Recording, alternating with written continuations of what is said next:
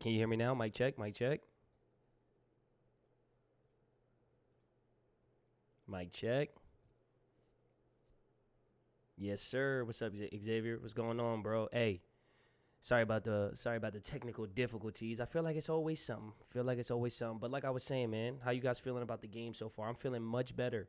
I'm feeling much better tonight than I was on Tuesday night. I'm feeling much better tonight than I was on Tuesday night. I mean, you only give up 47 points.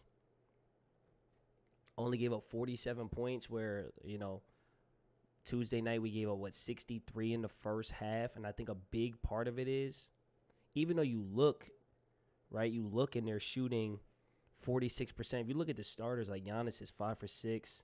Brook Lopez is 3 for 6. Carter 2 for 2. Grayson Allen is 2 for 4. Like, the starters are shooting the heck out of the ball, but they're working so much harder for it now.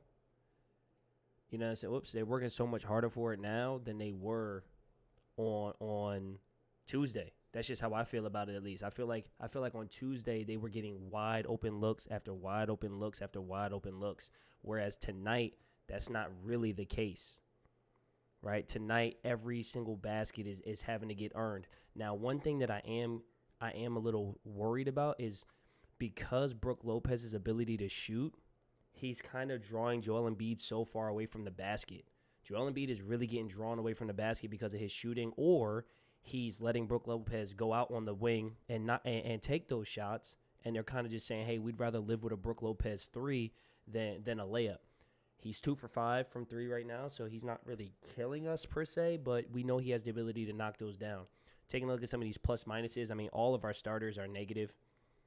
PJ Tucker's -7, Tobias Harris is -4, Joel Embiid, Maxey, Harden all -3, and our bench is all positive. So our bench is outplaying their bench. That's really what's kind of keeping us in the game right now. But I know what you guys are here for. You guys are here for the adjustments. What do I think that we need to do differently? Now, number one, we got to start getting out in transition. We really have to start getting out in transition. I mean, we forced 7 turnovers. We're getting turnovers, and then we're, like, slowing the ball down. There have been so many times where James Harden is getting the ball off a turnover kind of to start the break, and he's just chilling, right? We got to start pushing the ball more. We got to stop playing so damn slow. So the number one thing I want to start seeing in the second half offensively is getting the ball and just getting up the court, especially on misses and turnovers. It's one thing on a made basket, it's very hard to play in transition. It's very hard to play fast when you're not getting stops, right? But if we are going to get stops, we got to push it. We got to get the ball out and go. That's number one. Number two, shout out to my boy. He sent me a website I could use to, like, draw up play art, but I'm going to be honest with you guys. I don't have it pulled up, so we're gonna be going back to the good old paint. Good old paint. So let's draw this up real quick. Let's just draw a little floor here. Whoops. Right, court here, boom, just like that. All right, and let's draw our 3-point arc. I know it's not fancy. Listen, man, I'm gonna start. This is gonna start getting a little fancier. This is only the second one, so we're still working through the kinks. But I still want to see some more off-ball movement. There was a possession where Tyrese Maxey had the ball on the slot here. He literally dribbled across. Joel Embiid literally just walked across. And then we threw the ball to Joel Embiid, who then ended up hitting a 3 at the top of the key. But there was no movement. This guy was just standing there. This guy was just standing there. And this guy was just standing there. There was zero ball movement. And it was just Tyrese Maxey dribbling the air out of the ball, Joel Embiid coming over and popping, and then you had a Joel Embiid shot at the top of the key. Now, he made it, but it was a bad possession, and we have to start getting better looks. We have to start getting better looks in that. We do not get much movement, and it blows my mind. It absolutely blows my mind that with all this talent, we're not getting any we're not running any sets, okay? For example, in the first half, in preseason we ran a set. It's called Spain Pick and Roll. We ran a set that looked like this right here. Let's make this a little bit wider. Why is my mouse bugging out, man? I'm having all these technical difficulties. We ran a play where we had PJ Tucker starting low, right? You had, I believe it was Harden, and then you had Embiid at the high post, and you had shooter. I believe it was Maxey. I think Maxey was on this side, And we actually ran this 2 different times. We ran it once with PJ, we ran it once with Maxey. But you get this ball screen with Harden coming off of it, and then you have PJ Tucker setting the back screen on Embiid's man for him to roll. And it was wide open. You had a wide open layup for Joel Embiid under the basket. Why are we not running Spain pick and roll? I don't understand it. Another time we ran the same action, Spain pick and roll, but we had Maxey being the low guy, right? You got Harden, you got Embiid, shooter. We had, Daniel, appreciate the sub, bro. Appreciate you. And then again, you had pick and roll here. You had Maxey setting the down screen, the back screen. And now when Maxey guy helps to take away the layup, you get Maxey just popping out to the top of the key. Again, where are these sets? Where are these actions? I don't know why we're not running them. Also, once again, this is what pick and roll should really look like, guys. I'm going to just show you right now. And I'm not saying that I know more than Doc Rivers. I'm not saying that I know more than these NBA guys. But this is what should happen when you're running pick and roll. I'm gonna just say this is the shooter, right? We got shooter in the corner. You got the ball handler, right? And you got the big. Let's just say this is the big. The big comes up to sets the screen. Ball handler attacks this. Big rolls to the basket. This guy needs to move. It's still not happening. This defender right here is supposed to be getting put into a tough situation. This defender is supposed to be forced to decide, do I help on the roll or do I stick with the shooter? But take a look at this graphic right here, which is a very elementary school graphic. If you have the big man rolling and the shooter stays, look how easy it is for this guy to guard both of them, especially when it's an athletic player like a Drew Holiday, like a Giannis, like a Bobby Portis, like a Grayson Allen. Like, it's so easy. What needs to start happening is, number one, we got to set better screens. We have to set better screens so that the ball handler can actually get free. But once we set that screen, the shooter has to lift. Now, look at the position. Do I go down with the big, or do I have to come all the way up to guard the shooter? But it's not happening. It's not happening. Same thing on the weak side. We're getting a lot of like rescreens. So when you guys are watching the second half, take a look again. You're going to be seeing this happen a lot.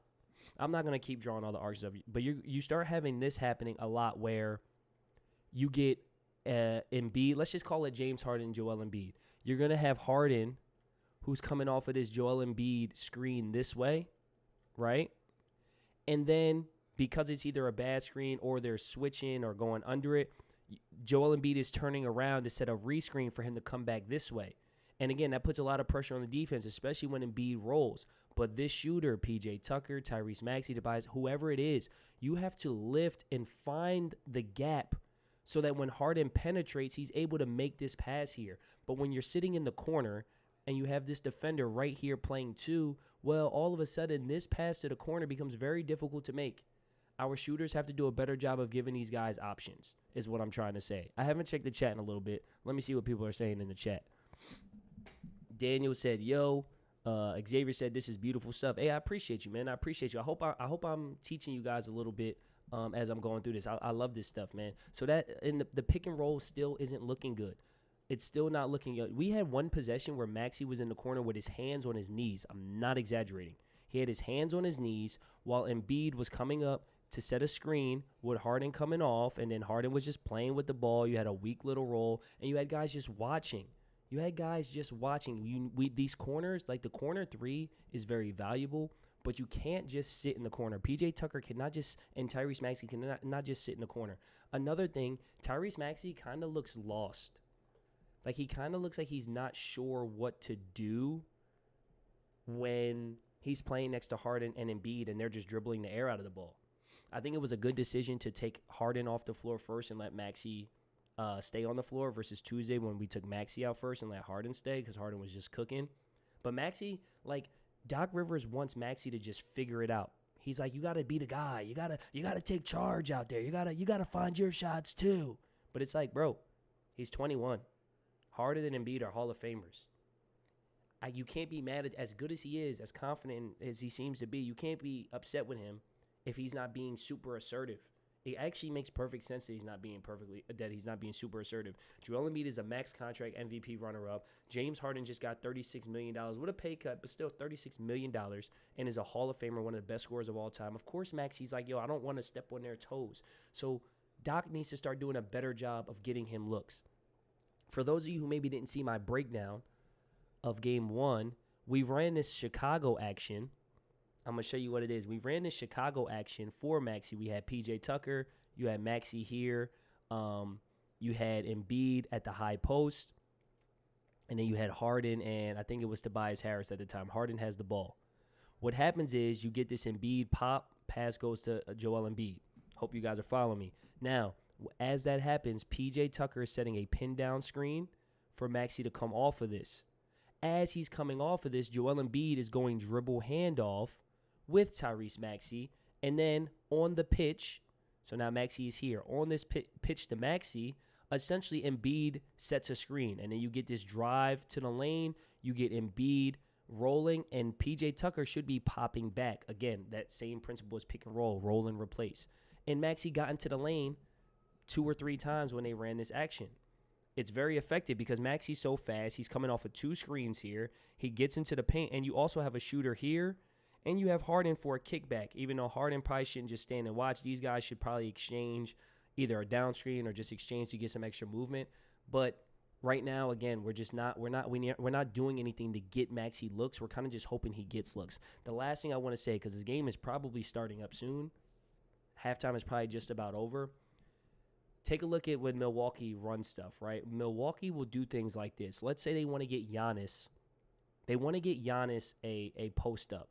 So what they'll do is they'll actually start Giannis somewhere away from the ball, right? Like they might start Giannis like somewhere over here, let's just say, right? And you get a little dribble handoff, whoever it is, doesn't matter who it is. He'll go dribble handoff to get Giannis the ball going this way.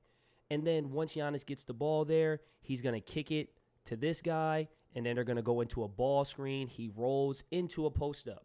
Like, this is called false action. Milwaukee does a great job of, they look like they're running stuff early when they're not. They're just trying to get the defense moving to get to where they want to get to in the end. Like the first 5-10 seconds of their offense, it's just gibberish. It's just, let's see if we can get a miscommunication, right? But you'll have Giannis bring the ball up, right? Giannis will swing it to the wing, and then he'll come down here like he's setting a screen for somebody to pop up, but really they just kick out, and then he turns around to set this screen. That pin down screen was not really anything. It was just to get them having to communicate, get them off balance. They were really just trying to get to this pick and roll. The big difference between the Bucks and the Sixers offensively is the Sixers don't run any false action. The Sixers try to go immediately into what they're doing. Sorry, I haven't been looking at the chat because I've been doing all the play drawing. Maxey always looks confused. For that very reason, he doesn't know where to fit in. I agree 110%. I think he better anticipates Harden than he does Embiid. Don't get me wrong, though. Maxey and Harris made me a fan. Facts. Great stuff, man. AC Loke, I appreciate you. So the Sixers, they really need to do a better job of getting some actions going. Even like, and this is just something all NBA teams do. There's only 24 seconds on the shot clock. You don't have much time. Early in the shot clock, a lot of the stuff they're doing isn't to get a shot. Watch Golden State play. They run a ton of false action early with like 3-4 dribble handoffs, right? Like, last thing I'll show you. The next time you watch Golden State, you'll see this a lot. They'll do this like this weave at the top. They'll do this weave at this 3-man weave at the top where you get this guy dribbling this way, pitches it. He's coming off, then he's dribbling this way, pitching it to this guy. Those are not designed to get any kind of looks. They're just designed to get you moving. And then what'll happen? Draymond Green will be the last guy to get it. He comes here, he fakes the handoff. Next thing you know, he's going to the basket. Or Draymond Green will get it here, and the guy that was here setting a pin down screen for Steph Curry, because that's the real action they want.